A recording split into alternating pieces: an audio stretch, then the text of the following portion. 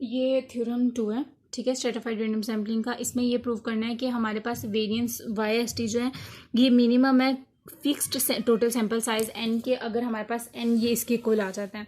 Prove हमने करना है कि ये वैल्यू इसके इक्वल आई वेरिएंस YST को यूज़ करते हुए। वेरिएंस YST किसके इक्वल होता है, इसके इक्वल होता है। मिनिमाइज फंक्शन हम खुद से अज्यूम करेंगे कि इस फंक्शन में अगर हम ऐड कर दें लैम्डा समेशन NH-1 तो वो हमारे पास फंक्शन जो होगा मिनिमाइज हो जाएगा। हमने ये ज्यूम किया, हमने VST की वैल्यू जो है वो हमने इधर ये जो फॉर्मूला है वो हमने यहाँ पर पुट कर दिया। बाकी ये पूरी स्टेटमेंट ऐसे रहेगी, ठीक है, ये वाली। अब क्या करेंगे, अब ओपन करेंगे समेशन NH को, क्योंकि देखिए क्वेश्चन में हमें जो गिवन था वो क्या था, ये वाली टर्म। तो NH को ही हमने सिर्फ एक्सपेंड करना और किसी टर्म को नहीं करना। जब NH को एक्सपेंड करेंगे तो वो हमारे पास आ जाएगी N1 से लेके NH तक, फिर यहाँ पर NL जो है वो लास्ट लिमिट जो है वो उसको शो कर रहा है।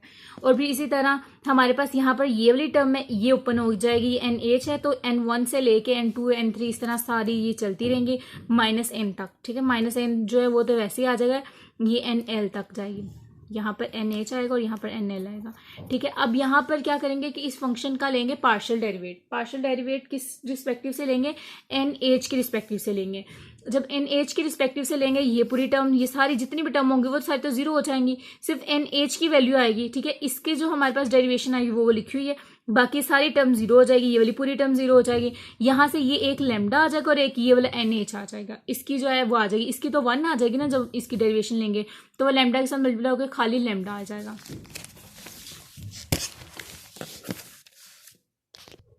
देखिए ये इसके इक्वल आ रहा है। अब जब मैंने इसको पार्शियल डेरिवेट लिया था ना स्टेप वाइज, तो यहाँ पर 2 आता है, लेकिन मैम ने लिखा हुआ है कि 2 नहीं आता, तो इसलिए मैंने 2 लिखा हुआ है, और ये माइनस में और ये प्लस में, ये तो ऐसे ही आता है, ठीक है। यहाँ से क्या करना है कि 2 नहीं लिखा हुआ, लेकिन मैंने जब किया था तब आ रहा था, मैं आप लोगों को बता रही हूँ पहले, तो इसलिए जब आप लोग भी पार्शियल डेरिवेट लोगे तो वो आपका भी 2 आएगा, लेकिन वो नहीं मुझे पता कि मिस ने किस तरह उसको एलिमिनेट किया, क्या सोच के।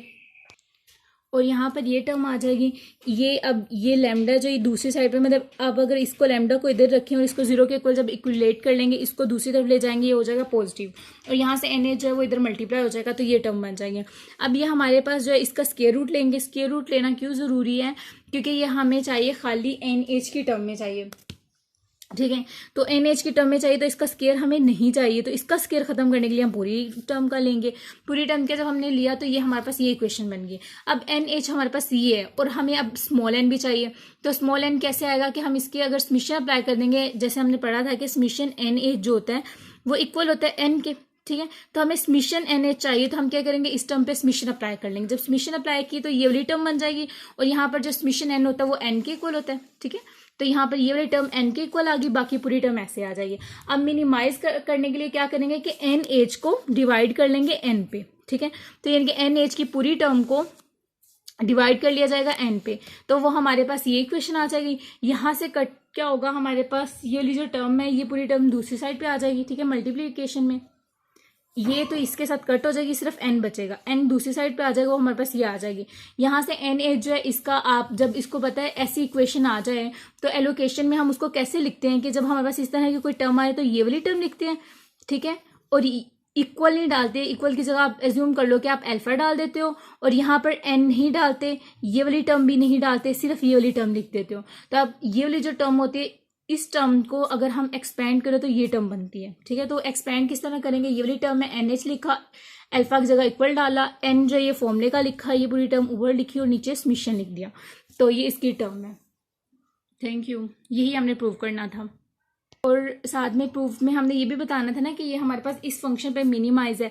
तो अब क्या करेंगे, मिनिमाइज हमने ये तो कर लिया, तो NH की जो वैल्यू जो हमारे पास V हमने यूज़ किया है, ये देखें ये वाला जो V हमने एज्यूम किया है ये वाला, तो हम इसकी जगह क्या करेंगे, NH की वैल्यू पुट कर देंगे जिस पे हमारे पास फंक्शन जो है मिनिमाइज हुआ है। तो इसको जब हमने इसमें पुट किया है, ठीक है, और सिर्फ कैलकुलेशन किया है कि इधर से उधर और उधर से इधर ले जाके ये हमारे पास ये वाली इक्वेशन आ जाएगी, ठीक है, सिंप्लीफाई होके। तो हम ये नीचे लिख देंगे कि हमारे पास which is required minimum variance obtained by putting NH की वैल्यू हमने अपने इक्वेशन में वेरिएंस में पुट की है, तो हमारे पास ये मिनिमम फंक्शन आ गया। Thank you.